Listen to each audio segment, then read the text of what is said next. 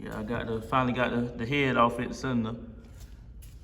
With his reeds is still perfect. On point, no cracks. But with his piston, I see the piston got some scratches on it, some scuffs. And his crank got a little bit of play. Nothing too crazy, but a little bit of play. Yeah, his piston is definitely like scuffed up, like. And with his cylinder got a couple scratches on it too, inside of it. Some scuffs.